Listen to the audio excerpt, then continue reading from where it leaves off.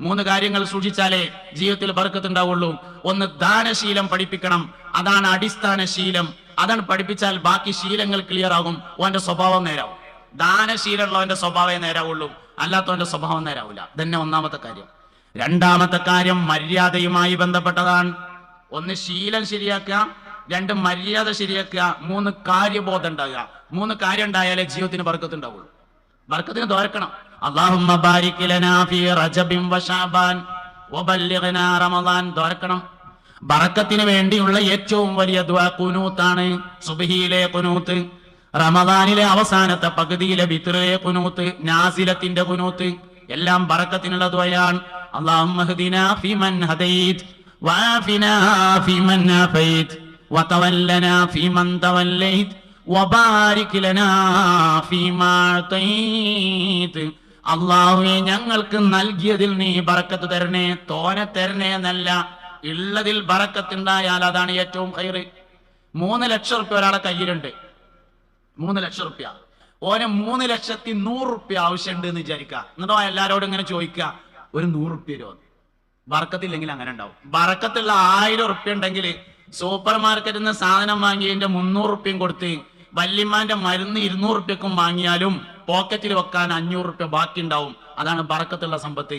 ബർക്കത്തുള്ള ഉണ്ടായിട്ടേ കാര്യമുള്ളൂ, ബർക്കത്തില്ലാത്ത എത്ര ഉണ്ടായിട്ട് ഒരു പ്രയോജനമില്ല. തന്നെ സംഗതി. അതുകൊണ്ട് ബർക്കത്തിനുള്ള ദുആയാണ് സുബ്ഹിയിലെ ഖുനൂത്ത്. വബാരിക് ലനാ ഫീമാ അഅതൈത്. അല്ലാഹുവേ, ഞങ്ങൾക്ക് നീ നൽകിയതിൽ ബർക്കത്ത് ചെയ്യണേ അല്ലാഹ്. അതുകൊണ്ട് മുടങ്ങാതെ എല്ലാവരും ഖുനൂത്ത് ഓതണം. ആദ്യം മുടങ്ങാതെ സുബ്ഹിസ്കരിക്കണം, അതിൽ ഖുനൂത്ത് ഓതണം. ബർക്കത്തിനുള്ള ദുആ. സുബ്ഹിസ്കരിക്കുന്ന ആൾക്കേ ബർക്കത്തുള്ളൂ, അല്ലാത്തവന് ബർക്കത്ത് ഉണ്ടാവില്ല. അതുകൊണ്ട് ഒന്നാമത്തെ കാര്യം ശീലം ശരിയാക്കുക. രണ്ടാമത്തത് മര്യാദ ശരിയാക്കണം. മര്യാദകൾ ശരിയാക്കുക. എല്ലാ കാര്യങ്ങൾക്കും മര്യാദ ഉണ്ട്. ഒരു വിഷയം ചെയ്യുന്നതിനേക്കാൾ പ്രധാനപ്പെട്ടതായിരിക്കും അതിന്റെ മര്യാദ പാലിക്കൽ. പള്ളിയിലേക്ക് കയറിയില്ലെങ്കിൽ കയറിയിട്ടില്ലാന്നേ വരുള്ളൂ, കയറിയിട്ട് മൂത്രാക്കിയാൽ മുർത്തതാവും. അപ്പൊ ആ വിഷയം ചെയ്യുന്നതിനേക്കാൾ പ്രധാനപ്പെട്ടതാണ് അതിന്റെ അദബ് പാലിക്കൽ. മുസാബ് എടുത്തില്ലെങ്കിൽ ആ ചങ്ങായി മുസാബ് എടുത്തില്ലാന്നേ വരുള്ളൂ, എടുത്തിട്ട് മ്ലേച്ഛമാക്കിയാൽ ആള് ദീനെന്ന് പുറത്തേക്കാണ് പോകും. അതുകൊണ്ട് ഒരു വിഷയം ചെയ്യുന്നതിനേക്കാൾ പ്രധാനമാണ് അതിന്റെ ബറക്കത്ത്, അതിന്റെ മര്യാദ പാലിക്കൽ. ഇൽമിൽ ബറക്കത്തുണ്ടാവണമെങ്കിൽ ഗുരുനാഥനെ ആദരിക്കണമെന്നാണ്. ഇൽമിൽ ബറക്കത്തുണ്ടാവണമെങ്കിൽ ഗുരുവിനെ ആദരിക്കണം, അധ്യാപകനെ ആദരിക്കണം. ഗുരുവിനെ ആദരിക്കാത്തവന് 3 വിപത്തുകൾ ഉണ്ടാകുമെന്നാണ്. 1, അയാളിൽ നിന്ന് പഠിച്ചതിന്റെ ഉപകാരം നഷ്ടപ്പെടുന്നതാണ്. 2, ഒജീനം തടയപ്പെടുന്നതാണ്. 3, അന്ത്യം ചീത്തയായി മരിക്കുന്നതാണ്. അതുകൊണ്ട് ഇൽമിന്റെ ഉപകാരം ഉണ്ടാവണമെങ്കിൽ ഗുരുനാഥനെ ബഹുമാനിക്കണം. അത് ഡ്രൈവിംഗ് പഠിപ്പിച്ചു തന്ന ഗുരുനാഥനെയാണെങ്കിലും ശരി, ഖുർആൻ പഠിപ്പിച്ച ആള് മാത്രല്ല. ഒജീനം തടയപ്പെടും. സൂപ്പർ മാർക്കറ്റ് തുടങ്ങിയിട്ട് നേരായില്ല, കണ്ണടപ്പിടി തുടങ്ങി നേരായില്ല, ഗൾഫ് പോയിട്ട് ക്ലച്ച് പിടിച്ചില്ല, എവിടെ പോയിട്ട് നേരാണില്ല, കുട്ടികൾ തിന്നണ അന്നത്തിന്റെ കടം കൂടി വരികയാണെങ്കിൽ ഏത് ടീച്ചറെയാണ് മഷി കുടഞ്ഞിട്ടുള്ളത് എന്ന് ഉടൻ പരിശോധിക്കണമെന്നാണ്. ഗുരുവിനെ ഇൻസൾട്ട് ചെയ്തവനല്ലാതെ ജീവിതമാർഗം തടയപ്പെടുകയില്ലെന്നാണ്. അതുകൊണ്ട് വിവരത്തിൽ ബറക്കത്തുണ്ടാവണമെങ്കിൽ ഗുരുവിനെ ആദരിക്കണമെന്നാണ് മര്യാദ. അപ്പോൾ മനുഷ്യന്റെ ജീവിതത്തിൽ ബറക്കത്തുണ്ടാണെങ്കിൽ രണ്ടാമത് പാലിക്കേണ്ടത് മര്യാദകളാണ്.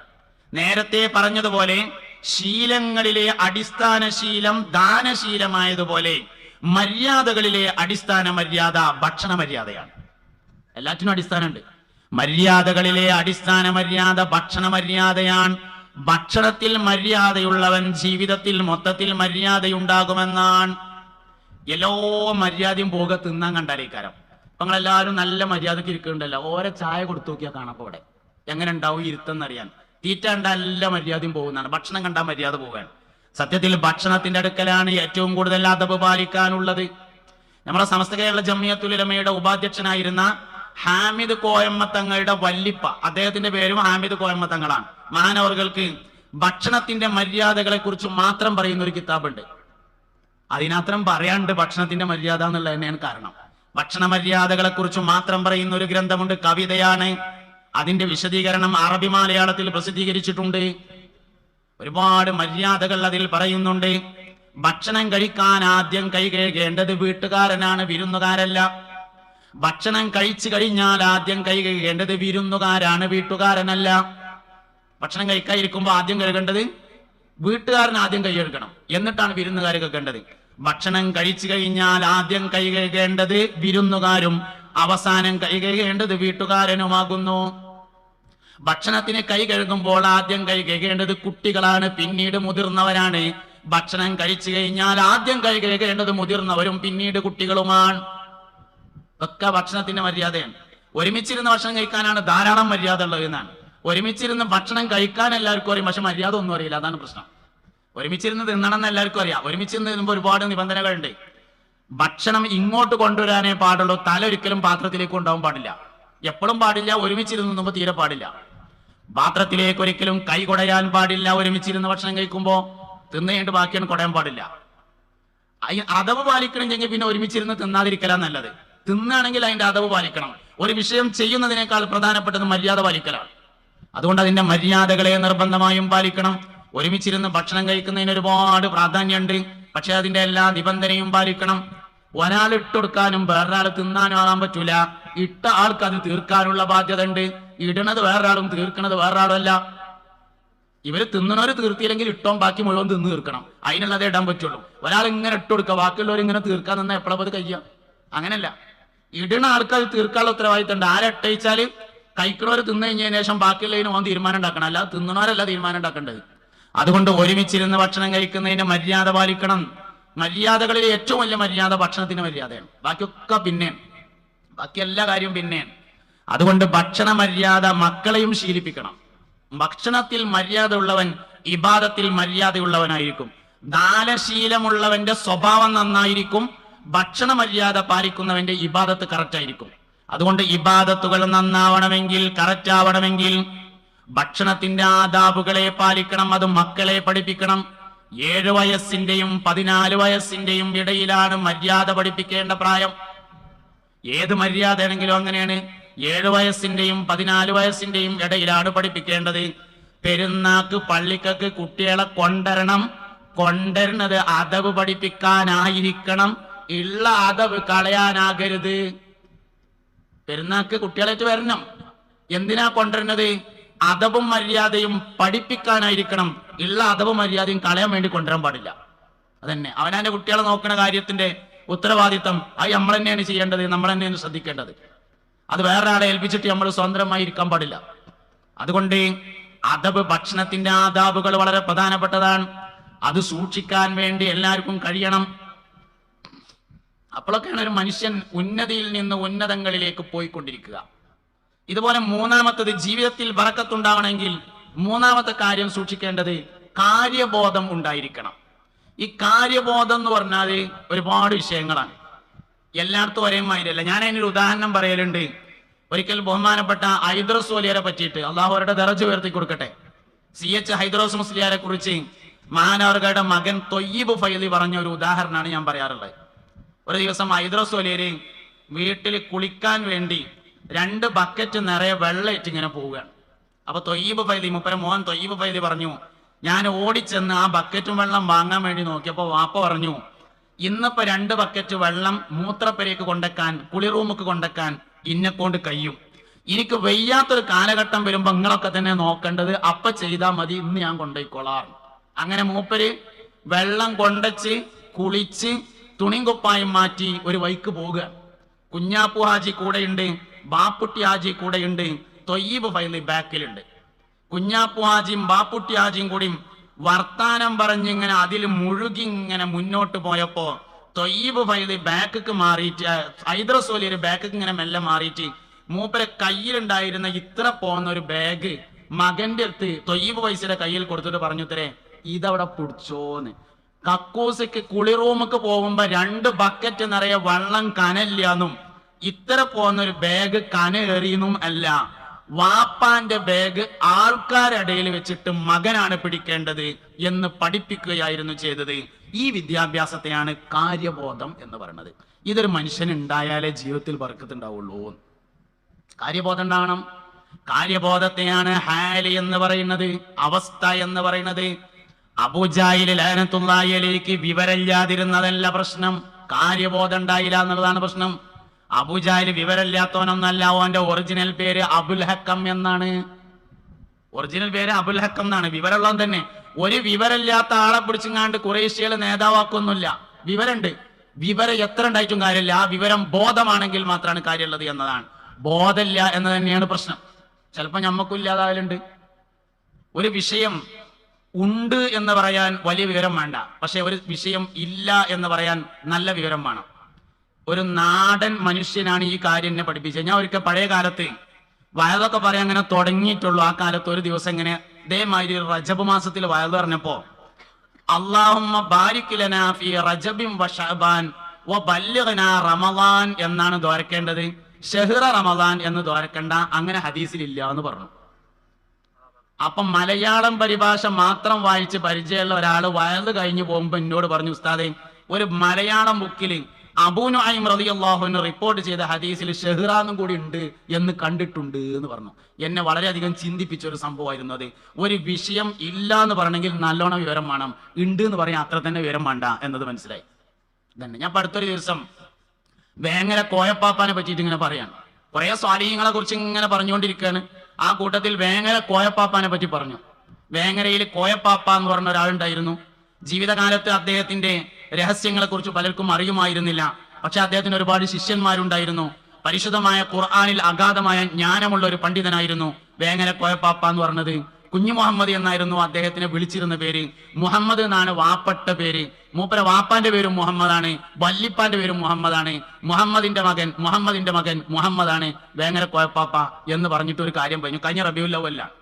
മുസ്തഫ നബി സല്ലല്ലാഹു അലൈഹി വസല്ലം തങ്ങളുടെ മദ്ഹുകൾ ഇങ്ങനെ പറഞ്ഞുകൊണ്ടിരിക്കുന്ന കൂട്ടത്തിൽ വേങ്ങര കോയപ്പാപ്പാക്ക് ഒരു പരിപാടി ഉണ്ടായിരുന്നു. എന്നും കാക്കകൾക്ക് ഭക്ഷണം കൊടുക്കും. കുറെ അരിയൊക്കെ വാങ്ങി ഗോതമ്പൊക്കെ വാങ്ങിയിട്ട് കാക്കകൾക്ക് കൊടുക്കും. അപ്പൊ മൂപ്പര ജീവിതകാലത്ത് മൂപ്പരിൽ നിന്ന് ഭക്ഷണം കിട്ടാൻ വേണ്ടി ധാരാളം കാക്കകൾ വേങ്ങരയിൽ വരൽ പതിവുണ്ടായിരുന്നു. ഒരുപാട് കാക്കകൾ വരും, കാരണം ഇഷ്ടംപോലെ ഭക്ഷണം ഇങ്ങനെ വിതരണം ചെയ്യും. അപ്പൊ മഹാനവറുകളോട് ഒരു ദിവസം എന്തിനാ ഈ കാക്കകൾക്ക് ഭക്ഷണം കൊടുക്കണമെന്ന് ചോദിച്ചപ്പോൾ അദ്ദേഹം പറഞ്ഞു, അത്രയും കാക്കകൾ 1000 കൊല്ലത്തിലധികം ജീവിക്കുമെന്നാണ്. അപ്പോൾ മുത്തുനബി സല്ലല്ലാഹു അലൈഹി വസല്ലമയെ കണ്ട കാക്കകൾ ആ കൂട്ടത്തിൽ ഉണ്ടായാലോ എന്ന് കരുതിയിട്ടാണ് ഞാൻ അതിന് ഭക്ഷണം കൊടുക്കുന്നത് എന്ന് പറഞ്ഞു എന്നാണ്. കുറെ കഴിഞ്ഞപ്പോ എന്റെ വാട്സപ്പിൽ ഒരു മെസ്സേജ് വന്നു, ഉസ്താദ് ഇങ്ങനെ പറഞ്ഞോ, കാക്കകൾ പരമാവധി പോയാൽ 20 കൊല്ലേ ജീവിക്കുള്ളൂ എന്നാണല്ലോ ഉള്ളത്. ഈ പൊട്ടത്തരൊക്കെ പറഞ്ഞിട്ട് എന്തിനാ ദീനി പ്രബോധനം നടത്തുന്നത് എന്നാണ് ചോദ്യം. ഒന്ന്, അത് വേങ്ങര കോയപ്പാപ്പ അങ്ങനെ പറഞ്ഞു എന്നാണ് ഞാൻ പറഞ്ഞിട്ടുള്ളത്. അതിന് മഹാനവറുകളുടെ അടുത്ത് എന്തെങ്കിലും കാരണം ഉണ്ടായിരിക്കും. 20 കൊല്ലേ കാക്കകൾ ജീവിക്കുള്ളൂ എന്നത് ആധുനിക പഠനമാണ് എന്നത് ഞാൻ സമ്മതിക്കുന്നു. മാക്കൗൺ എന്ന പേരായ ഒരാളാണ് ആ പഠന റിപ്പോർട്ട് പ്രസിദ്ധീകരിച്ചിട്ടുള്ളത്. ആ പഠന റിപ്പോർട്ട് വന്ന അതേ പോർട്ടലിൽ തന്നെ കുറച്ച് താഴത്തേക്ക് പോന്നാല് 27 കൊല്ലം ജീവിച്ച കാക്കന്റെ ചരിത്രം വേറെ പറയുന്നുണ്ട്. 56 കൊല്ലം ജീവിച്ച കാക്കയുടെ ചരിത്രം അതിന്റെ താഴെ പറയുന്നുണ്ട്. അപ്പൊ തന്നെ മനസ്സിലാവും 20 അല്ല അതിലേറെ ഉണ്ട് എന്നുള്ളത്. പിന്നെ മാത്രമല്ല, അതൊരു അഭിപ്രായമാണ്. ഒരുപക്ഷെ ഭൂരിപക്ഷ അഭിപ്രായം ആയിക്കോടുന്നില്ല, ന്യൂനപക്ഷ അഭിപ്രായമായിരിക്കാം. മുസ്തഫ നബി സല്ലല്ലാഹു അലൈഹി വസല്ലം തങ്ങൾ കാക്കകളെ കുറിച്ച് പറഞ്ഞ ഹദീസ് മിഷ്കാത്തിലുണ്ട്. ഇമാം അഹ്മദ് റളിയല്ലാഹു അൻഹു റിപ്പോർട്ട് ചെയ്തിട്ടുണ്ട്. ആരെങ്കിലും ഒരാൾ നോമ്പനുഷ്ഠിച്ചാൽ, മൻ സാമ യൗമൻ, ആരെങ്കിലും ഒരാൾ നോമ്പനുഷ്ഠിച്ചാൽ ബഅദല്ലാഹു ബൈനഹു വബൈന ജഹന്നമ കഖുറാബിൻ തായിർ എന്ന് പറഞ്ഞിട്ടുണ്ട്. പറക്കുന്ന കാക്കയേക്കാൾ അള്ളാഹു ജഹന്നമിനെയും അവന്റെയും ഇടയിൽ വിദൂരത്താക്കും ഒരാൾ ഒരു ദിവസം നോമ്പ് നോറ്റാൽ എന്ന് ഇമാം അഹ്മദ് റളിയല്ലാഹു അൻഹു റിപ്പോർട്ട് ചെയ്ത ആ ഹദീസ് മിഷ്കാത്തിൽ ഉദ്ധരിച്ചിട്ട് അതിന്റെ ഷറഹിൽ മിർഖാത്തിൽ പറയുന്നുണ്ട്, കാക്കകളിൽ ചിലത് 1000 കൊല്ലം ജീവിക്കും എന്ന അഭിപ്രായമുണ്ട് എന്ന്. ഇതേ അഭിപ്രായം തന്നെ ഹയാത്തുൽ ഹയവാനിലുണ്ട്. അതേ അഭിപ്രായം തന്നെ അജായിബുൽ മഖ്ലൂഖാത്തിലുണ്ട്. ഈ ആളുകളൊക്കെ പറഞ്ഞതിനേക്കാൾ പ്രധാനപ്പെട്ടത് മാക്കോൺ പറഞ്ഞ അഭിപ്രായമാണ് എങ്കിൽ അതിന് അംഗീകരിക്കാവുന്നതാണ്. അല്ലെങ്കിൽ ഇങ്ങനെയും ഉണ്ടാകാം എന്ന സാധ്യതയെങ്കിലും അംഗീകരിക്കേണ്ടതുണ്ട്. ആ സാധ്യതയെ കോയപ്പാപ്പ പറഞ്ഞിട്ടുള്ളൂ. കോയപ്പാപ്പ ഉറപ്പിച്ചു പറഞ്ഞിട്ടൊന്നുമില്ല. കാക്കകളിൽ ചിലത് 1000 കൊല്ലം ജീവിക്കാമെന്ന് പറയുന്നുണ്ട്. ഒരുപക്ഷെ മുസ്തഫ നബി സല്ലല്ലാഹു അലൈഹി വസല്ലം തങ്ങളെ കണ്ട കാക്കകൾ ഇതിൽ ഉണ്ടായിരിക്കാം എന്നതാണ് ഞാൻ ഇവകൾക്ക് ഇങ്ങനെ ഭക്ഷണം കൊടുക്കുന്നതിന്റെ കാരണം എന്നേ അദ്ദേഹം പറഞ്ഞിട്ടുള്ളൂ. എന്നോട് ചോദിച്ചാലോട് ഞാൻ പറഞ്ഞ മറുപടി ഇതൊന്നല്ല, കാക്ക എത്ര കാലം ജീവിച്ചാലും യുക്തിവാദം ശരിയാണെന്ന് അതുകൊണ്ട് വരൂല. യുക്തിവാദം ശരിയാണെന്ന് കാക്ക ജീവിച്ചിരാന്ന് തന്നെ വെക്കുക, എന്നാലും യുക്തിവാദം ശരിയാണെന്ന് ഒരിക്കലും അതുകൊണ്ട് വരൂലല്ലോ. ഞാനിത് എന്താ പറഞ്ഞ വെച്ചാല്, ഓരോ വിഷയങ്ങളെ കുറിച്ചുമുള്ള കാര്യബോധം ഉണ്ടാകുമ്പോൾ ജീവിതത്തിൽ ബർക്കത്തുണ്ടാകുമെന്നാണ്. അത് എനിക്കുമാണ്, നിങ്ങൾക്കുമാണ്, എല്ലാവർക്കുമാണ്. എല്ലാ മനുഷ്യനും ഉണ്ടായിരിക്കേണ്ട വളരെ പ്രധാനപ്പെട്ട ഒരു കാര്യമാണ്. റജബിലെ ബറക്കത്ത്, ഷഅബാനിലെ ബറക്കത്ത്, റമദാനിലെ ബറക്കത്ത്. 3 മാസം ബറക്കത്തിൻ്റെതായ എണ്ണിയിട്ടുണ്ട്. റജബിലെ ബറക്കത്ത് എന്ന് പറയുന്നത് അബൂദാവൂദിന്റെ ഷറഹിൽ കാണും, അല്ലാഹു റബ്ബുൽ ഇസ്സത്തിനെ മനസ്സിലാക്കലാണ് റജബിലെ ബറക്കത്ത് എന്ന്. ഷഅബാനിലെ ബറക്കത്ത് മുസ്തഫായ നബി സല്ലല്ലാഹു അലൈഹി വസല്ലമ തങ്ങളെ മനസ്സിലാക്കലാകുന്നു. റമദാനിലെ ബറക്കത്ത് ഉമ്മത്ത് മുഹമ്മദിനെ സല്ലല്ലാഹു അലൈഹി വസല്ലമയെ മനസ്സിലാക്കലാണ്. അവർ റജബിലെ നമ്മൾ ബറക്കത്തിന് ദ്വാരക്കണം. ദ്വാരന്നാൽ മാത്രം പോരാ, റജബിലെ ബറക്കത്ത് അള്ളാഹുവിനെ മനസ്സിലാക്കലാണ്. ഈ പ്രപഞ്ചത്തിലെ എല്ലാ വസ്തുക്കളെ കുറിച്ച് ചിന്തിച്ചാലും അള്ളാഹുവിലേക്ക് എത്തിച്ചേരാൻ കഴിയുമെന്നാണ്. അള്ളാഹുവിനെ കുറിച്ചുള്ള ചിന്തകൾക്കാണ് ദിക്ർ എന്ന് പറയാ. വയല് യഥാർത്ഥത്തിൽ ദിക്റിനുള്ളതാണ്. ദിക്റുകൾ 4 തരത്തിലുണ്ടെന്നാണ്. ദിക്ർ ചൊല്ലലുണ്ട്, ദിക്ർ ചെയ്യലുണ്ട്, ദിക്ർ പറയലുണ്ട്, ദിക്ർ ചിന്തിക്കലുണ്ട്. 4 തരം ദിക്റുണ്ട്. ദിക്ർ ആലോചിക്കലുണ്ട്. തഫക്കുറു സഅത്തിന ഖൈറും മിൻ അൽഫി റക്അ ഹബീബുനാ റസൂലുള്ളാഹി സ്വല്ലല്ലാഹു അലൈഹി വസല്ലം. തഫക്കുറു സഅത്തിൻ, ഒരു സഅത്ത് അല്ലാഹുവിനെ കുറിച്ച് ചിന്തിക്കൽ. സഅത്ത് എന്നതിന് സാധാരണ അർത്ഥം മണിക്കൂർ എന്നാണ്. സത്യത്തിൽ സഅത്ത് അതല്ല. പ്രഭാതം മുതൽ സൂര്യോദയം മുതൽ സൂര്യാസ്തമയം വരെയുള്ള മൊത്തം സമയത്തെ 12 കൊണ്ട് ഹരിച്ചാൽ കിട്ടുന്ന ഒരു ഭാഗത്തെയാണ് ഒരു സഅത്ത് എന്ന് പറയുന്നത്. ഏകദേശം 1 മണിക്കൂറേക്കാരം. അതുകൊണ്ട് സഅത്തിന് 1 മണിക്കൂർ എന്ന് നമ്മൾ അർത്ഥം പറയുന്നു. തഫക്കുറു സഅത്തിൻ, 1 മണിക്കൂർ അള്ളാഹുവിനെ കുറിച്ച് ചിന്തിക്കൽ. ഖൈറും മിൻ അൽഫി റക്അ, 1000 റക്അത്ത് നിസ്കരിക്കുന്നതിനേക്കാൾ ഖൈറാണ്. വേറൊരു ഹദീസിലുണ്ട് തഫക്കുറു സഅത്തിൻ മിൻ ഖൈറും മിൻ ഖിയാമി ലൈല, 1 മണിക്കൂർ അള്ളാഹുവിനെ കുറിച്ച് ചിന്തിക്കൽ ഒരു രാത്രി മുഴുവൻ നിസ്കരിക്കുന്നതിനേക്കാൾ ഖൈറാകുന്നു എന്നത്. അപ്പൊ ചിന്തിച്ചുകൊണ്ടുള്ള ദിക്റുണ്ട്, ചിന്തയിലെ ദിക്ർ. ഒരു മനുഷ്യൻ ഏത് വിഷയത്തെ കുറിച്ച് ചിന്തിച്ചാലും അത് അള്ളാഹുവിലേക്ക് എത്തിച്ചേരുന്നുവെങ്കിൽ അതിനെയാണ് ദിക്ർ എന്ന് പറയുന്നത്. ഒരാളൊരു കുതിരനെ കണ്ടു എന്ന് വിചാരിക്കാം, കുറച്ചപ്പുറത്ത് ഒരു കഴുതി നിൽക്കണുണ്ടോ എന്ന് വിചാരിക്കാം. അപ്പൊ അയാൾ രണ്ടിനെ ഇങ്ങനെ നോക്കിയപ്പോ കുതിരന്റെ ചെവി ചെറുതും കഴുതന്റെ ചെവി വലുതുമാണ്. അപ്പൊ അയാൾ ഇങ്ങനെ ആലോചിച്ചപ്പോ രണ്ടും ഒരേമായിട്ട് ജീവികളാണ്, രണ്ടും ഓടാൻ പറ്റും, രണ്ടിന്റെയും പുറത്ത് കയറാൻ പറ്റും, രണ്ടും ഭാരം ചുമക്കാൻ പറ്റും. പിന്നെ എന്തായിരിക്കും ഒന്നിന്റെ ചെവി ചെറുതും മറ്റൊന്നിന്റെ ചെവി വലുതും എന്നെങ്ങനെ ആലോചിച്ചു. അപ്പൊ അയാൾക്ക് മനസ്സിലായി, ചെറിയ ചെവിയുള്ള കുതിരക്ക് കാര്യങ്ങൾ വേഗം പറഞ്ഞാൽ മനസ്സിലാവും. ഇപ്പൊ ഞാനിങ്ങനെ സംസാരിക്കുമ്പോ എന്റെ സംസാരത്തെ ഈ മൈക്രോഫോൺ പിടിച്ചെടുത്ത് അതിങ്ങനെ ആംപ്ലിഫയറിൽ കൊണ്ടുപോയിട്ട് ഈ ബോക്സിൽ കൂടെ ഇങ്ങനെ വിടുമ്പോ വായുവിൽ ഒരു കമ്പനം ഉണ്ടാകും. ഈ കമ്പനം നമ്മുടെ ചെവിക്കകത്തുള്ള ടിംബാനം എന്ന് പറയുന്ന ഒരു സാധനത്തിൽ പോയി തട്ടുമ്പോൾ ഉണ്ടാകുന്ന വൈബ്രേഷൻ തലച്ചോറിലേക്ക് കൊടുക്കുകയും അത് കേൾവിയായി അനുഭവപ്പെടുകയുമാണ് ചെയ്യുന്നത്. കുതിരക്ക് കാര്യം വേഗം മനസ്സിലായതിനാല് കുറഞ്ഞ കാറ്റ് കടന്നാൽ മതി. അതുകൊണ്ട് കുതിരക്ക് ചെറിയ ചെവിയാണ്. കഴുതക്ക് അത്ര തന്നെ പെട്ടെന്ന് കാര്യം മനസ്സിലാവില്ല. അതുകൊണ്ട് കുറച്ചും കൂടി കാറ്റ് വേണം. അതുകൊണ്ട് വലിയ ചെവിയാണ് എന്ന് ഒരാൾ ഇങ്ങനെ ആലോചിച്ചപ്പോ അള്ളാഹുവിന്റെ ഒരു പണില്ലേ എന്ന് ഓർമ്മ വന്നാൽ ആ ചിന്ത ദിക്ർ എന്ന് പറയും. ഇങ്ങനെ ഏത് സാധനത്തെ പറ്റി പഠിച്ചാലും ലോകത്തുള്ള എല്ലാ വസ്തുക്കളും അള്ളാഹുവിന്റെ ബക്കറ്റ് പിരിവുണ്ട് കേട്ടോ. കാര്യമായിട്ട് എല്ലാവരും പൈസ കൊടുക്കണം. എല്ലാവരും കായെടുത്ത് കൈ പിടിക്കി, പൈസ എടുത്ത് കൈ പിടിച്ചിട്ട് വാത് തുടരാം. എന്നിട്ട് അതിലേക്ക് എല്ലാവരും കാര്യമായിട്ട് ഇട്ട് കൊടുക്കണം. എല്ലാവരും പൈസ ഇട്ട് കൊടുക്കണം കേട്ടോ. വരുന്നുണ്ട് ഒരു ബക്കറ്റായിട്ട്. പൊതുവെ എനിക്ക് ഈ പിരിവിന്റെ വായത അറിയില്ല. അതുപോലെ ഇനി ഉണ്ടാവും. ഇത് കഴിഞ്ഞാലും മജ്‌ലിസിനൂറൊക്കെ ഉണ്ടാവും. നിങ്ങളെല്ലാവരും പൈസ കൊടുത്താൽ മതി. അത്രയും അതിനെ പറ്റി പറയാൻ അറിയുള്ളൂ. പിന്നെ അല്ലാത്ത വായതാണ് എനിക്കറിയാം. അതുകൊണ്ട് അത് ഞാൻ പറയാം. പിന്നെ ഇവിടെ പൈസ ആവശ്യമുണ്ട് നിങ്ങൾക്ക് ഏതായാലും അറിയാം എന്ന് എനിക്ക് മനസ്സിലായിട്ടുണ്ട്. അതുകൊണ്ട് നേരത്തെ ഹൈത്തമിക പറഞ്ഞതുപോലെ വലിയൊരു ബർക്കത്തുള്ള സ്ഥാപനമാണ്, നല്ലൊരു മജ്‌ലിസാണ്, എല്ലാവരും കാര്യമായി സഹായിക്കണം എന്ന ഒറ്റവാക്കിൽ ഒതുക്കി ഞാൻ വിഷയത്തിലേക്ക് വരികയാണ്. നിങ്ങൾ ഇങ്ങോട്ട് നോക്കണം, എന്നാലും ഞാൻ പറയാം. പിന്നെ ആണുങ്ങളെല്ലാവരും ഉറക്കും, പെണ്ണുങ്ങൾ പതുക്കി ഒരു യാനബി ചെല്ലിയാൽ ഒരു ഉഷാറിട്ടും തോന്നുന്നുണ്ട്. അപ്പൊ അതിനാ പിരിവന്നാണ് ഉഷാറിൽ പോവുകയും ചെയ്തോട്ടെ. യാനബി സലാം അലൈക്കും യാ റസൂൽ സലാം അലൈക്കും യാ ഹബീബ് സലാം അലൈക്കും സ്വലവാത്തുല്ലാഹ് عليكم أشرق البدر علينا فاختفت منه البدور مثل حسنك ما رأينا قط يا وجه سروري يا نبي. عليكم يا رسول سلام عليكم يا حبيب سلام عليكم صلوات الله عليكم. അതുകൊണ്ട് എല്ലാവരും പൈസ ഇട്ട് കൊടുക്കണം. അപ്പൊ ദിക്ർ ചിന്തയുണ്ട്. ദിക്റ് ചിന്ത എന്ന് പറഞ്ഞാൽ ഏത് സാധനം ചിന്തിച്ചാലും ആ ചിന്ത അള്ളാഹുവിലേക്ക് എത്തിച്ചേരുന്നുവെങ്കിൽ അതിനെയാണ് ദിക്റിന്റെ ചിന്തകൾ എന്ന് പറയുന്നത്. കച്ചവടം വരെ അള്ളാഹുവിന്റെ ദിക്റിനെ തൊട്ട് ശുഗലാക്കാത്ത ആളുകളെ കുറിച്ച് പുരുഷന്മാർ എന്ന് ഖുർആൻ പറഞ്ഞിട്ടുണ്ട്. ഫീഹി റിജാലുൻ ലാ തുൽഹിഹിം തിജാറത്തുൻ വലാ ബൈഉൻ അൻ ദിക്രില്ലാഹ്. അപ്പൊ ഇതാണ് ഒന്നാമത്തത്, അള്ളാഹുവിനെ കുറിച്ചുള്ള ആലോചനകൾ ദിക്റാണ്. രണ്ടാമത്തെ ദിക്റുണ്ട്, ദിക്റ് ചൊല്ലല്. ദിക്റ് ചൊല്ലല് നമുക്ക് എല്ലാവർക്കും അറിയും. ലാ ഇലാഹ ഇല്ലല്ലാഹ്, ലാ ഇലാഹ ഇല്ലല്ലാഹ്, ലാ ഇലാഹ ഇല്ലല്ലാഹ് മുഹമ്മദുർ റസൂലുള്ളാഹ്, സുബ്ഹാനല്ലാഹ്, അൽഹംദുലില്ലാഹ്, അല്ലാഹു അക്ബർ, സുബ്ഹാനല്ലാഹി വബിഹംദിഹി, സുബ്ഹാനല്ലാഹിൽ അദീം. ഇതൊക്കെയാണ് ദിക്റ് ചൊല്ലല് പറഞ്ഞാല്.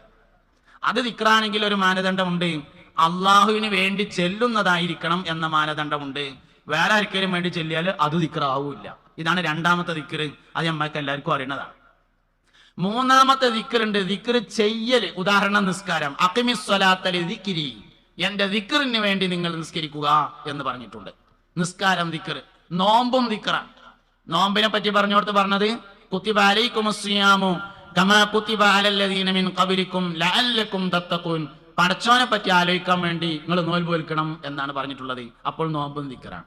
അങ്ങനെ വരുമ്പോൾ ഹജ്ജും ദിക്റാണ്. അങ്ങനെ വരുമ്പോൾ സക്കാത്തും ദിക്റാണ്. എല്ലാം ദിക്റുകളാണ്. ഇതാണ് മൂന്നാമത്തെ ദിക്റ്. നാലാമത്തെ ദിക്റുണ്ട്, അത് സ്വാലിഹീങ്ങൾ, അമ്പിയാക്കൾ എന്നിവരെ കുറിച്ച് പറയലാണ്. ദിക്റുൽ അംബിയാ ഇബാദത്തുൻ ദിക്റുസ് സ്വാലിഹീന കഫാറത്തുൻ എന്നുള്ളിടത്ത് രണ്ടു കാര്യങ്ങളാണ്. ഒന്ന്, സ്വാലിഹീങ്ങൾ, അമ്പിയാക്കൾ എന്നിവരുടെ പേര് പറയൽ തന്നെ ദിക്റാകുന്നു.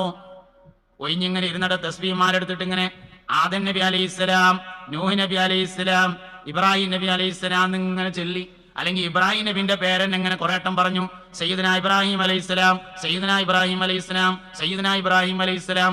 ഇങ്ങനെ അമ്പിയാക്കളുടെ പേര് പറയൽ ദിക്റാണ്. സ്വാലിഹീങ്ങളുടെ പേര് പറയൽ ദിക്റാണ്. ശുഹദാക്കളുടെ പേര് പറയൽ ദിക്റാകുന്നു. വെറുതെങ്ങനെ ഇരുന്നപ്പോ പറഞ്ഞു ഒരാളെ മമ്പറത്ത് തങ്ങൾ റളിയല്ലാഹു അൻഹു, ഉമർ ഖാദി റളിയല്ലാഹു അൻഹു, ഇങ്ങനെ പുത്തനങ്ങാടി ശുഹദാക്കള്, അങ്ങനെ സ്വാലിഹീങ്ങളുടെ പേര് ഇങ്ങനെ പാണക്കാട് പൂക്കോയ തങ്ങള്, സയ്യിദ് അബ്ദുറഹ്മാൻ ബാഫഖി തങ്ങൾ, ഇങ്ങനെ സ്വാലിഹീങ്ങളുടെ പേര് വെറുതെ പറയൽ തന്നെ ദിക്റാണ്. ദിക്റു സ്വാലിഹീന എന്ന് പറഞ്ഞോടത്ത ഒന്നാമത്തെ വിശദീകരണം ഐ ദിക്റു അസ്മാഇഹിം, അവരുടെ പേര് പറയലാകുന്നു. അമ്പിയാക്കളെ പേര് പറയാ, സ്വാലിഹീങ്ങളുടെ പേര് പറയാ. ഹും ആദമുൻ ഇദ്രീസ് നൂഹുൻ ഹുദുമ സ്വാലിഹ് വ ഇബ്രാഹിം കുല്ലും മുത്തബ ലൂത്തും വ ഇസ്മാഈലു ഇസ്ഹാഖും കദാ യാഖൂബു യൂസുഫ് വ അയ്യൂബ് തദാ ശുഐബ് ഹാറൂൻ വ മൂസാ യസ്അ ദുൽകിഫ്ലി ദാവൂദ് സുലൈമാൻ ഉത്തബ. ഞാനിപ്പോ ചെല്ലിയ ഈ ദിക്റ് വല്യമ്മ ചെല്ലണ 15 വകേടിലുണ്ട്. അതെന്താ വല്യമ്മ ചെല്ലണത് എന്ന് പറയാൻ കാരണം വല്യപ്പ ചെല്ലാത്തോണ്ട് തന്നെയാകുന്നു. വല്യമ്മ ചെല്ലുള്ളൂ, പിന്നെ പറഞ്ഞിട്ടല്ലേ കാര്യമുള്ളൂ. അതന്നെ വല്യമ്മ ചെല്ലണ 15 വകേടിലുണ്ട്.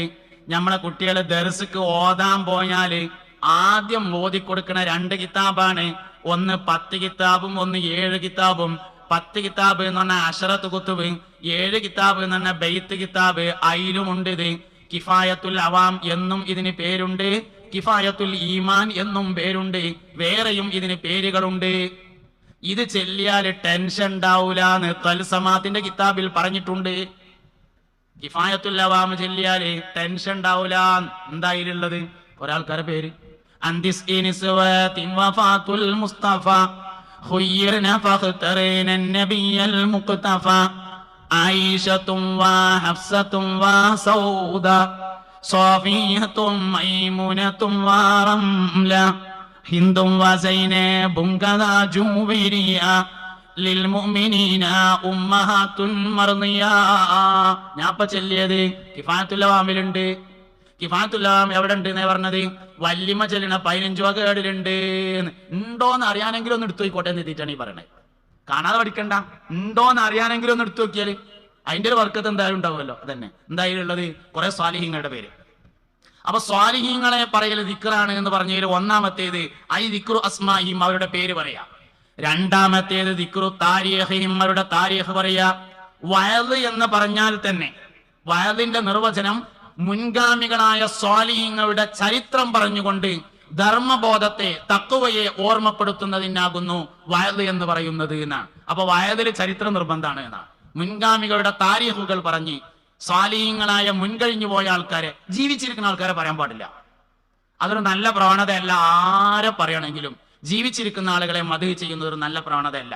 ഉദ്കുറു മഹാസിന മൗത്താക്കും, നിങ്ങളിൽ നിന്നും മരണപ്പെട്ടവരുടെ ഗുണഗണങ്ങൾ നിങ്ങൾ പറയണം എന്നതിൽ നിന്ന് രണ്ട് കാര്യം കിട്ടും. ഒന്ന്, ഗുണാണ് പറയേണ്ടത് എന്നും കിട്ടും. രണ്ട്, മരിച്ചവരെ പറ്റിയാണ് പറയേണ്ടത് എന്നും കിട്ടും. ജീവിച്ചിരിക്കുന്ന ആളുകളെ മദ്ഹ് ചെയ്യുന്നത് ഒരു നല്ല പ്രവണതയല്ല, വർദ്ധിച്ചു വരുന്നുണ്ട്.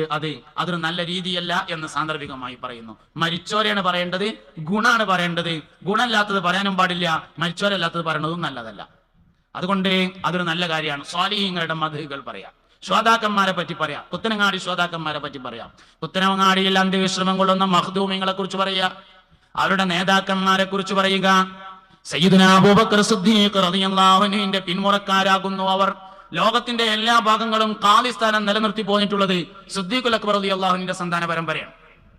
മഹാനായ സയ്യിദുനാ അബൂബക്കർ സിദ്ദീഖ് റളിയല്ലാഹു അൻഹുവിന്റെ സന്താന പരമ്പരയിൽപ്പെട്ട ധാരാളം ആളുകൾ ലോകത്തിന്റെ വിവിധ ഭാഗങ്ങളിൽ പോയിട്ടുണ്ട്. കേരളത്തിലുണ്ട്. ലക്ഷദ്വീപിലെ അമീനി ദ്വീപിൽ ബഹുമാനപ്പെട്ട അബൂബക്കർ സിദ്ദീഖ് റളിയല്ലാഹു അൻഹുവിന്റെ പേരക്കുട്ടി വന്നിട്ടുണ്ട്. അവിടെ സമസ്ത കേരള ജംഇയ്യത്തുൽ ഉലമയുടെ നേതൃത്വത്തിലുള്ള ഒരു അറബിക് കോളേജ് ഉണ്ട്. സിദ്ദീഖ് മൗല അറബിക് കോളേജ് എന്നാണ് അറബിക് കോളേജിന്റെ പേര്. അമീനി ദ്വീപിലാകുന്നു അതുള്ളത്. അമീനി ദ്വീപ് ഞാൻ സന്ദർശിച്ചിട്ടുണ്ട്. ആ കാലഘട്ടത്തിൽ പൂട്ടാത്ത പള്ളിയുള്ള പ്രദേശമായിരുന്നു അത്. ഇന്ന് നമ്മൾ പള്ളി പൊളിച്ചു നേരാക്കിയാൽ പിന്നെ വരാന്തിയും കൂടിയും പൂട്ടിയിടലാണ് സാധാരണ പതിവ്. മൂത്രയിക്കാനും സ്ഥലം ഉണ്ടാവില്ല, സുന്നത്ത് നിസ്കരിക്കാൻ സ്ഥലം ഉണ്ടാവില്ല, ദുഹാക്കും തഹജ്ജുദിനും ഏതായാലും പറ്റൂല. റോട്ടുമ്മ മുണ്ട് ഇരിക്കേണ്ടി വരും. അതാണ് പൊളിച്ച് നേരാക്കിയുള്ള അവസ്ഥ. നേരാക്കിയില്ലെങ്കിൽ പിന്നെയും തുറന്നിട്ടുണ്ടാവുന്ന. അങ്ങനെയാണെങ്കിൽ പിന്നെ നേരാക്കാതിരിക്കുകയാണ് ഏറ്റവും നല്ലത്. തുപ്പാൻ സ്ഥലമില്ല, ചെരുപ്പ് വെക്കാൻ സ്ഥലമില്ല, അങ്ങനെയൊക്കെയാണ് നേരാക്കിയുണ്ടാകുക. അങ്ങനെയൊക്കെയാണ്. അപ്പോ പകൽ സമയത്തോ രാത്രി പോലോ പൂട്ടാത്ത പള്ളി കണ്ടിട്ടുള്ള സ്ഥലമാണ് അമീനി ദ്വീപ് എന്ന് പറഞ്ഞത്. ഇപ്പൊ എങ്ങനെയെന്ന് എനിക്കറിയില്ല, കുറച്ച് മുമ്പ് പോയതാണ്. പറയുമ്പോ ഒക്കെ പറയണ്ടല്ലോ, ഇപ്പൊ ഒരു പൂട്ടിയിട്ടുണ്ടെങ്കിൽ നാളെ പോയൊക്കെ വന്നുങ്ങാണ്ട് പിന്നെ യൂട്യൂബിൽ പ്രസംഗം വരുന്നതിന്റെ അടിയിൽ ഇല്ല അവിടെ പൂട്ടിയിട്ടുണ്ടല്ലോ എന്നുള്ളതിന്റെ ഫോട്ടോ ഇടാനൊന്നും നിൽക്കണ്ട. ഞാൻ പോയപ്പോ പൂട്ടലില്ല, അത്രേ അറിയുള്ളൂ. പൂട്ടിയിട്ടില്ല. രാത്രിയും പകലൊക്കെ തുറന്നിടലുണ്ട്. ഓൽക്കൊരു പേടിയില്ല. നമ്മുടെ നാട്ടിലൊക്കെ പൂട്ടൽ തുടങ്ങിയത്, ആദ്യം പൂട്ടിയത് ആംപ്ലിഫയർ വന്ന സമയത്താണ്. അതാരെങ്കിലും കൊണ്ടുപോകുമെന്ന് എഴുതിയിട്ട്. അത് പേടികൊണ്ടാണെങ്കിൽ അത് മാത്രമാണ് പൂട്ടേണ്ടത്, മൊത്തത്തിലല്ല. പിന്നെ ഇപ്പൊ പറ്റ പൂട്ടൽ തുടങ്ങിയത് കാർപ്പറ്റും കൂടി വന്നതിന് ശേഷമാണ്. ഇനി എന്താ പറയാനുള്ളത് എനിക്കറിയില്ല, ഒന്നും പറയാനില്ല, എനിക്കൊന്നും പറയാനില്ല. സംഗതി അങ്ങനെയൊക്കെയാണ്. ഏതായാലും അവിടെ അങ്ങനെ കണ്ടിട്ടുണ്ട്. സിദ്ദീഖ് മൗല അറബിക് കോളേജ് പറഞ്ഞൊരു അറബിക് കോളേജ് ഉണ്ട്. അവിടെ മഹാനായ സയ്യിദുനാ സിദ്ദീഖുൽ അക്ബർ റളിയല്ലാഹു അൻഹുവിന്റെ പേരക്കുട്ടി വന്നതാണ്. ഇവിടെ നമ്മളെ കണ്ണൂർ വളപട്ടണത്ത് ബഹുമാനപ്പെട്ട സിദ്ദീഖ് റളിയല്ലാഹു അൻഹുവിന്റെ നേരെ പേരക്കുട്ടി വന്നിട്ടുണ്ട്. കണ്ണൂർ വളപട്ടണത്ത് സയ്യിദന്മാരുടെ മക്കാമുണ്ട്. ആ മക്ബറയുടെ പുറത്തായിട്ട് 3 ഖബറുകൾ കാണും. ആ 3 ഖബറുള്ള ആളുകളും മദീനയിൽ നിന്ന് വന്നവരാണ്. 3-ൽ ഏതാണെന്നറിയില്ല, 3ഉം അടയാളപ്പെടുത്തിയിട്ടുണ്ട്. ഒന്ന് മഹാനായ സയ്യിദുനാ അബൂബക്കർ സിദ്ദീഖ് റളിയല്ലാഹു അൻഹുവിന്റെ പേരക്കുട്ടി നേരിട്ട് വന്നിട്ടുള്ളതാണ്. അവരുടെ സന്താന പരമ്പരയാണ് പുറത്തിയിൽ മശായിഖന്മാർ എന്ന് പറയുന്നത്. പുറത്തിയിൽ ഷേഖുമാർ എന്ന് പറയുന്നത് കണ്ണൂർ ജില്ലയിലെ പുറത്തിയിൽ എന്ന് പറയുന്ന സ്ഥലത്ത് അവരുടെ സന്താന പരമ്പര മുഴുവൻ ഉൾക്കൊള്ളുന്ന വലിയ ഖബർസ്ഥാനുണ്ട്. അതിൽ ഇന്നത്തെ പുറത്തിയിൽ ഷേഖ് എന്ന സ്ഥാനം അലങ്കരിക്കുന്ന ആരാണ്? ബഹുമാനപ്പെട്ട മാണിയൂർ ഉസ്താദ് എന്ന് പറയുന്ന മഹാനുഭാവൻ. അള്ളാഹു ദീർഘായുസ് നൽകട്ടെ. മഹത്തായ സമസ്ത കേരള ജംഇയ്യത്തുൽ ഉലമയുടെ സമുന്നതനായ നേതാവാണ് ഉസ്താദ് അവർകൾ. ഇതൊക്കെ പറയാൻ കാരണം എന്തേ? സിദ്ദീഖുൽ അക്ബർ റളിയല്ലാഹു അൻഹുവിന്റെ സന്താന പരമ്പര ലോകത്തെവിടെയും ഖാദി സ്ഥാനം അലങ്കരിക്കുകയും ഈ ഉമ്മത്തിന് നേതൃത്വം നൽകുകയും ചെയ്തിട്ടുണ്ട്. അവരാണ് മഖ്ദൂമിങ്ങൾ. അവർ പുത്തനങ്ങാടിയിലും എത്തിച്ചേർന്നു. ഇങ്ങനെ സ്വാലിഹീങ്ങളുടെ താരീഖുകൾ പറയുക. ഒരുപക്ഷെ എന്നേക്കാൾ പുത്തനങ്ങാടിയുടെ ചരിത്രം കൂടുതൽ അറിയുന്നത് നിങ്ങളായിരിക്കും എന്നതുകൊണ്ടാണ് ഞാൻ ആ ഭാഗം സ്കിപ്പ് ചെയ്ത് പോകാൻ തീരുമാനിച്ചത്. അതുകൊണ്ട് സ്വാലിഹീങ്ങളായ ആൾക്കാരുടെ മദ്ഹുകൾ പറയുക, അവരുടെ ഗുണങ്ങളെ പറയുക, ആളുകൾ അവരിലേക്ക് ആകർഷിക്കുക. അതിനാണ് യഥാർത്ഥത്തിൽ വഅദ് എന്ന് പറയുന്നത്. അത് ദിക്റിന്റെ പരിധിയിൽ വരുന്നതാണ്. സജ്ജനങ്ങളായ ആളുകളെ കുറിച്ച് പറയണം. ഒരുപാട് സജ്ജനങ്ങളും സ്വാലിഹീങ്ങളുമായ ആളുകളെ കുറിച്ച് പലപ്പോഴും നമ്മൾ കേട്ടിട്ടുണ്ട്. ഞാൻ ഇപ്പൊ അടുത്തിങ്ങനെ വായിച്ച ഒരു കഥയാണ്. നമ്മളെ മലപ്പുറം ജില്ലയില് പുത്തനത്താണിയുടെ അടുത്ത് ഇരിങ്ങാവൂര് എന്ന് പറയുന്ന സ്ഥലത്ത് പൂതിപ്പാപ്പ എന്ന് പേരായിട്ടുണ്ടായിരുന്നു. പൂതിപ്പാപ്പ നേരത്തെ പറഞ്ഞതുപോലെ കുഞ്ഞു മുഹമ്മദ് എന്നാണ് അദ്ദേഹത്തിന്റെ പേരെന്ന് ഒരിക്കൽ ഞാനിതിങ്ങനെ ഒരു ക്ലാസ്സിൽ പറഞ്ഞ സമയത്ത് സദസ്സെന്ന് ഒരാൾ പറഞ്ഞത് ഓർമ്മയുണ്ട്. പൂതിപ്പാപ്പ എന്ന് പറഞ്ഞ ഒരാളുണ്ടായിരുന്നു ഇരിങ്ങാവൂര്. അദ്ദേഹത്തിന്റെ ഖബറുണ്ട്. മൂപ്പരിങ്ങനെ നടന്നു പോകുമ്പോ വെറുതെ ഇങ്ങനെ നടക്കുമ്പോ പറയും, പെണ്ണെട്ടാൻ പൂതി കായില്ലാത്ത കേട് എന്ന് പറയും. പിന്നെ കുറച്ചാണ് പോയാൽ പിന്നെ ആരെങ്കിലും കണ്ടാ പറയും, പെണ്ണെട്ടാൻ പൂതി കായില്ലാത്ത കേട് എന്ന്. ഇതിങ്ങനെ പറഞ്ഞു നടന്നു കഴിഞ്ഞാൽ മൂപ്പർക്ക് എല്ലാവരും കൂടിയും പൂതിപ്പാപ്പ എന്ന് പേരിട്ടു. അങ്ങനെയുള്ള നമ്മളൊരു പരിപാടി അങ്ങനെയാണ്. എന്തെങ്കിലും ഒരു വാക്ക് ഒരാൾ 2 വട്ടം ആവർത്തിച്ച് പറഞ്ഞാൽ പിന്നെ മൂപ്പർക്ക് ആ പേരിടും. പേരിടാൻ നമ്മൾക്ക് യാതൊരു മടിയില്ല. അങ്ങനെയാണ് നമ്മളെ പരിപാടി. എന്തായാലും കുട്ടികളെ കൂടി മൂപ്പർക്ക് പൂതിപ്പാപ്പ എന്ന് പേരിട്ടു. മൂപ്പര് മരിച്ചതിന് ശേഷം, വഫാത്തായതിന്റെ ശേഷം പിന്നെയാണ് ആൾക്കാർ പറയാൻ തുടങ്ങി. വഫാത്തായതിന്റെ ശേഷം അത് പറയാൻ പാടുള്ളൂ. അതുകൊണ്ടാണ് പല ആളുകളും വഫാത്തായതിന്റെ ശേഷം നമ്മൾ അറിയണതിന്റെ കാരണം. അല്ലാതെ ചില ആൾക്കാർക്ക് തോന്നുന്നു മരിച്ചപ്പോൾ വലുതാക്കിയതാണെന്ന്. അങ്ങനെയല്ല. ജീവിതകാലത്ത് അത് പറയുന്നത് ശരിയല്ലാത്തതുകൊണ്ടാണ് പറയാതിരിക്കുന്നത്. പൂർവികന്മാരുടെ ഒരു രീതി അതാണ്. വഫാത്തിന് ശേഷമാണ് മദ്ഹുകൾ പറയാറുള്ളത്. അങ്ങനെയാണ് വേണ്ടതും. അതുകൊണ്ട് മൂപ്പര് വഫാത്തായതിനു ശേഷം മൂപ്പരെ കുറിച്ച് അടുത്തറിയാവുന്ന ആളുകൾ മഹാനവർകളുടെ മദ്ഹ് പറഞ്ഞു. മഹാനവർകൾ പെണ്ണെട്ടാൻ പൂതി കായില്ലാത്ത കേട് എന്ന് പറഞ്ഞ ആ പെണ്ണെട്ടൽ വിടുന്നല്ല ശരിക്ക്. മൂപ്പർക്ക് പെണ്ണെട്ടാൻ പൂതി എന്ന് പറഞ്ഞത് സ്വർഗത്തിലാണ്. അതിന് ഈ ചില്ലറ പൈസ ഒന്നും പോരാ, വലിയ ഡോളറുണ്ട് വേണ്ടി വരും. നമ്മളെ ഈ മൂല്യമില്ലാത്ത പൈസ, ശ്രീലങ്കന്റെ പൈസ ഒന്നും പറ്റില്ല. ഇന്ത്യന്റെ എന്ന് പറയാൻ പൂതിയുണ്ട്, നമ്മൾ ഈ നാട്ടുകാരായതുകൊണ്ട് ഞാനത് പറയണില്ല എന്നേ ഉള്ളൂ. ശ്രീലങ്കന്റെ പൈസ ഒന്നും പോരാ, അതിന് ഡോളറുണ്ട് വേണം, വലിയ വലിയ പൈസ വേണം. സ്വർഗത്തിൽ നിന്ന് ഊർലിങ്ങളെ തഴവോസ്താദിന്റെ അൽമവാഹിബുൽ ജലിയ ഉണ്ടല്ലോ, പദ്യം 10 വാള്യങ്ങളാണ് തഴവയുടെ അൽമവാഹിബുൽ ജലിയ. അതിന്റെ 10ാം വാള്യത്തിലെ അവസാനത്തെ അധ്യായം സ്വർഗാണ്. 10ാമത്തെ വാള്യത്തിന്റെ അവസാനത്തെ അധ്യായം സ്വർഗത്തെ പറ്റി പറയുന്ന അധ്യായമാണ്. ആ അധ്യായത്തിന്റെ അവസാനം മൂപ്പർ ഇങ്ങനെ പറഞ്ഞ് അവസാനിപ്പിക്കുകയാണ്. മണിയില്ല റബ്ബേ വാങ്ങുവാനാ വീട്, കൊതിയുണ്ട് വല്ലാതെപ്പോഴും അതിനോട്. അള്ളാഹു തആല ആഖിറം വെളിച്ചാക്കി കൊടുക്കട്ടെ. ബഹുമാനപ്പെട്ടവര് ഒരുപാട് സന്ദേശങ്ങൾ ഈ ഉമ്മത്തിന് നൽകിയിട്ടുണ്ട്. അള്ളാഹു റബ്ബുൽ ഇസ്സത്ത് എല്ലാം കബൂൽ ചെയ്യട്ടെ. മണിയില്ല റബ്ബേ വാങ്ങുവാനാ വീട്, കൊതിയുണ്ട് വല്ലാതെപ്പോഴും അതിനോട്, അതിലേക്ക് നീയൊരു പാസ് താഹന്നാനേ, അത് നിന്റെ പക്കൽ മാത്രമാതയ്യാനെ, സൗജന്യമായി നീ ഇത് കബൂൽ ചെയ്യണമേ, ഇത് സ്വാലിഹാത്തിൽ സയ്യിദി ചേർക്കണമേ, ഗുണം ചെയ്യണേ നബിക്കെപ്പോഴും നീ കോനേ, അസ്ഹാബിനും പിൻ ആലിനും റഹ്മാനേ എന്ന് പറഞ്ഞിട്ടാണ് മഹാനവറുകൾ അൽമവാഹിബുൽ ജലിയ അവസാനിപ്പിച്ചത്. അതന്നെയാണ് പൂതിപ്പാപ്പിയും പറഞ്ഞത്. അത് അവിടുത്തെ സംഭവമാണ്, ഇവിടുത്തെ സംഭവമല്ല. അപ്പൊ സ്വാലിഹ്യങ്ങളെ കുറിച്ച് പറയാ. ഇങ്ങനെ പറയുമ്പോ നമുക്ക് ഏറ്റവും ചുരുങ്ങിയത് ഓലമാതിരി ആയി കിട്ടിയെങ്കിൽ എന്ന ഒരു പൂതി ഉണ്ടാവുമല്ലോ, ആ പൂതി നമ്മളെ വിജയിപ്പിക്കും. മുഅ്മിനായ മനുഷ്യന്റെ ഏതാഗ്രഹവും അവനെ വിജയിപ്പിക്കുമെന്നാണ്. അപ്പൊ സ്വാലിഹ്യങ്ങളെ കുറിച്ച് പറയുകയും കേൾക്കുകയും ചെയ്യുമ്പോൾ ഉണ്ടാവുന്ന ഏറ്റവും വലിയ ഗുണം, പഠിച്ചോനെ അതേമായിരുന്നു ആയി കിട്ടിയെങ്കിൽ എന്നൊരു പൂതി ഉണ്ടാവും എന്നുള്ളതാണ്. പൂതി വെച്ച് ഏത് കാര്യവും നേടാതിരിക്കൂല എന്നാണ്. പ്രത്യേകിച്ച് ഒരു മുഅ്മിനായ മനുഷ്യൻ ആഗ്രഹിക്കുന്ന ഏത് കാര്യവും നേടാതിരിക്കൂല എന്നാണ്. അതുകൊണ്ട് സജ്ജനങ്ങളായ ആളുകൾ, സ്വാലിഹീങ്ങളായ ആളുകൾ, മുൻഗാമികളായ ആളുകൾ അവരുടെ മത് ഇങ്ങനെ പറയണം. ഏറ്റവും ചുരുങ്ങിയ പറച്ചില് അവനാന്റെ വല്ലിപ്പാനെ പറ്റി പറഞ്ഞാൽ തന്നെ ഇന്നത്തെ തലമുറനേക്കാൾ നല്ലവരേക്കാരം. വല്ലാതെ അങ്ങോട്ട് പറയണ്ട. പേരക്കുട്ടിയേക്ക് എന്റെ വാപ്പാന്റെ കഥ എന്ന് പറഞ്ഞാണ്ട് പറഞ്ഞു കൊടുത്താൽ മതി. കാരണം ഓൽക്ക് വെള്ളിയാഴ്ച പള്ളിക്ക് വന്നാല് 3 അൽക്കാഫും സലാത്തും ചെല്ലാൻ നേരം ഉണ്ടായിരുന്നു, നമുക്ക് നേരമില്ല.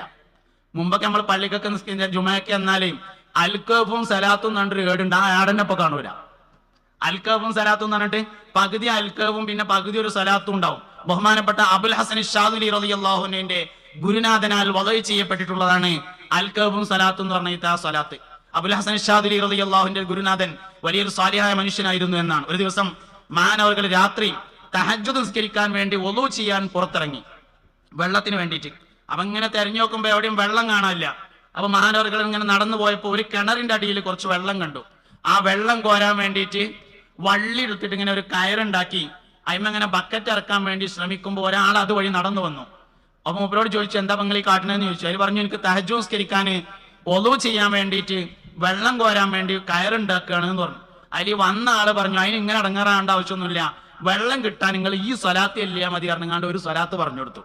മൂപ്പര് ആ സ്വലാത്ത് ചൊല്ലി വെള്ളം കിട്ടി ഒതുണ്ടാക്കി നിസ്കരിച്ചിട്ട് ഇങ്ങനെ ആലോചിച്ച് പഠിച്ചോനെ ഏതായിരുന്നു ഇപ്പൊ ആ സ്വലാത്ത് എന്ന്. അപ്പൊ ഒരു പുടുത്തും കിട്ടണില്ല. അപ്പൊ മൂപ്പര് ഓർമ്മ വന്ന സ്വലാത്ത് മൊത്തം എഴുതിയതാണ് ദലായിലുൽ ഖൈറാത്ത് എന്ന് പറയുന്നത്. അതിൽ നിന്ന് ഹിസ്ബ് യൗമുൽ ജുമുഅ, വെള്ളിയാഴ്ചയിൽ ചെല്ലേണ്ട ഹിസ്ബിനെ അൽക്കാഫിന്റെ അവസാനത്തേക്ക് എടുത്തു വെച്ചതാണ് അൽക്കാഫും സലാത്തും എന്ന് പറഞ്ഞത്. നമ്മളെ വല്ലിപ്പാക്ക്, വാപ്പാന്റെ വാപ്പാക്ക് 3 അൽക്കാഫ് കഴിഞ്ഞിട്ട് സ്വലാത്തും ചെല്ലാനുള്ള നേരം വെള്ളിയാഴ്ച നേരം വെളുത്താൽ ഉണ്ടായിരുന്നു. ഞമ്മക്ക് നഖം മുറിച്ചാനുള്ള നേരം പോലും ഇല്ല, എന്നിട്ടല്ല അൽക്കാഫ്. പുതിയാപ്പള വന്നിരിക്കുമ്പോ നഖം മുറിച്ചാത്ത ചങ്ങായിനെ 1 അല്ല 2 എണ്ണം ഞാൻ എന്റെ കണ്ണുകൊണ്ട് കണ്ടിട്ടുണ്ട്. ഒരു മനുഷ്യൻ എല്ലാ നിരക്കും ഒന്ന് റെഡിയാകുക പുതിയാപ്പള പോകുമ്പോഴാണല്ലോ. പുതിയാപ്പള നിക്കാഹിന് വെള്ളിയാഴ്ച രാവിലെ വന്നിരിക്കുമ്പോ മുറിച്ചാത്ത നഖം നീട്ടിങ്ങാണ്ട് കൈയൊടുത്തത് 1 ഓട്ടല്ല 2 ഓട്ടം കണ്ടിട്ടുണ്ട്. ഒരു പക്ഷേ എനിക്കിങ്ങനെ ആൾക്കാരെ നോക്കണ പണിയുള്ളതുകൊണ്ട് കണ്ടത് ഇക്കാരം അതിന്റെ കുറ്റാണ്. സംഗതി കണ്ടിട്ടുണ്ട്, 1 അല്ല 2 ഓട്ടം കണ്ടിട്ടുണ്ട്. നേരല്ലേ നമുക്ക് ഒന്നിനും. അപ്പൊ നമ്മള് വലിയ ആൾക്കാരെ പറ്റി പറയണ്ട, അവനാന്റെ വല്ലിപ്പാനെ പറ്റി പറഞ്ഞാൽ തന്നെ ഒരുപാട് പറയണ്ടാവും. എന്തിനാ അതൊക്കെ പറയണത്? അതേമാതിരി ആയി കിട്ടണമല്ലോ റബ്ബെ എന്നൊരു ആഗ്രഹം മനുഷ്യന്റെ കൽബിൽ ഉണ്ടായാൽ അതേമാതിരി ആവും. അതിനാണ് പൂതി എന്ന് പറഞ്ഞത്. അതന്നെ ഇതിനാണ് നമ്മൾ സ്വാലിഹീങ്ങളെ പറഞ്ഞു കൊടുക്കുന്നത്. 4 സ്വാലിഹീങ്ങളുടെ പേര് വെള്ളിയാഴ്ച ജുമയ്ക്ക് എന്നാലും മുടങ്ങാതെ ഖത്തീബ് പറയും. ഖത്തീബ് ഉസ്താദ് മുടങ്ങാതെ എല്ലാ വെള്ളിയാഴ്ചയും 4 സ്വാലിഹീങ്ങളായ ആളുകളുടെ പേര് പറയും. സയ്യിദുനാ അബൂബക്കർ സിദ്ദീഖ് റളിയല്ലാഹു അൻഹു, സയ്യിദുനാ ഉമർ ഇബ്നുൽ ഖത്താബ് റളിയല്ലാഹു അൻഹു, സയ്യിദുനാ ഉസ്മാൻ ഇബ്നു അഫ്ഫാൻ റളിയല്ലാഹു അൻഹു, സയ്യിദുനാ അലി ഇബ്നു അബീ ത്വാലിബ് റളിയല്ലാഹു അൻഹു. 4 മഹത്തുക്കളായ ആളുകളുടെ പേരിനെ പറഞ്ഞു തരും. എന്തിനാ പറഞ്ഞത്? ഓലമായിരി ആകാൻ വേണ്ടിയിട്ട്. മഹാനായ സിദ്ദീഖുൽ അക്ബർ റളിയല്ലാഹു അൻഹു ഒരിക്കൽ മുസ്തഫ നബി സല്ലല്ലാഹു അലൈഹി വസല്ലം മദീനത്തെ പള്ളിയിൽ വഅദ് പറയാണ്. സഹാബ, സ്വർഗാവകാശികളെ തിരിച്ചറിയാൻ 100 ചില്ലാനം അടയാളങ്ങളുണ്ട് സഹാബ എന്ന് പറഞ്ഞു. അപ്പൊ സിദ്ദീഖ് റളിയല്ലാഹു അൻഹു കുറച്ച് അപ്പുറത്ത് നിൽക്കുകയാണ്.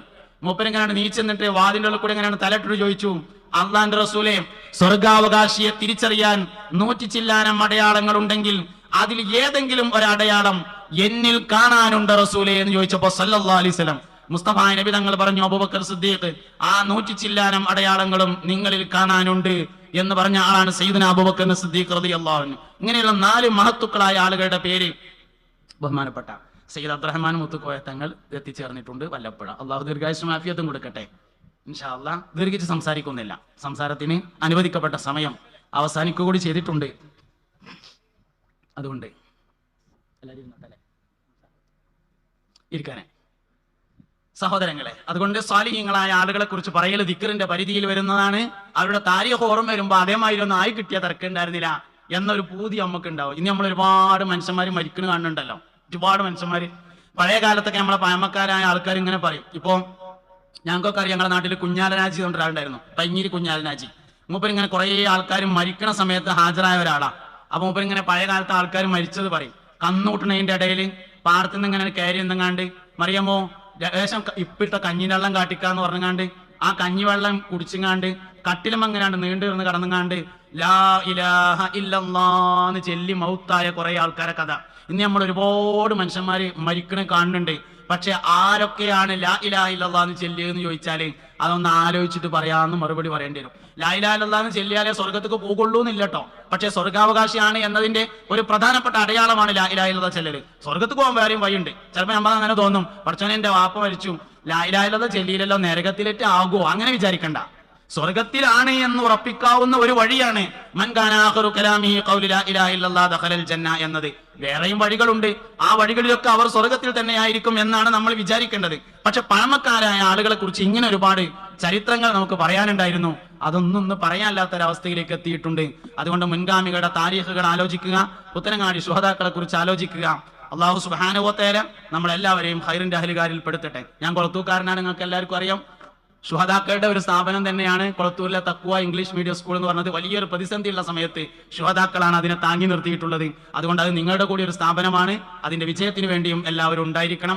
കുട്ടികളൊക്കെ തഖ്വയിൽ ചേർക്കണം. ഞാൻ അതിന്റെ സെക്രട്ടറി എന്നുള്ള നിലയിൽ ഒരു മിനിറ്റ് അതിനുവേണ്ടി ഞാൻ ഉപയോഗിക്കുക കൂടി ചെയ്യുകയാണ്. അൽഹംദുലില്ലാഹ് വളരെ നല്ല നിലയിൽ നടന്നുകൊണ്ടിരിക്കുന്ന നമ്മുടെ കൊളത്തൂരിലെ തഖ്വ സ്ഥാപനത്തിന്റെ വിജയത്തിന് വേണ്ടി ദുആ ചെയ്യുകയും പ്രവർത്തിക്കുകയും എല്ലാം വേണം. ഇൻഷാ അല്ലാഹ് ഇനിയും ധാരാളം സൗകര്യങ്ങൾ നമുക്ക് ഉണ്ടാക്കണം, എല്ലാം വിപുലീകരിക്കണം, വളരെ ഭംഗിയാക്കണം.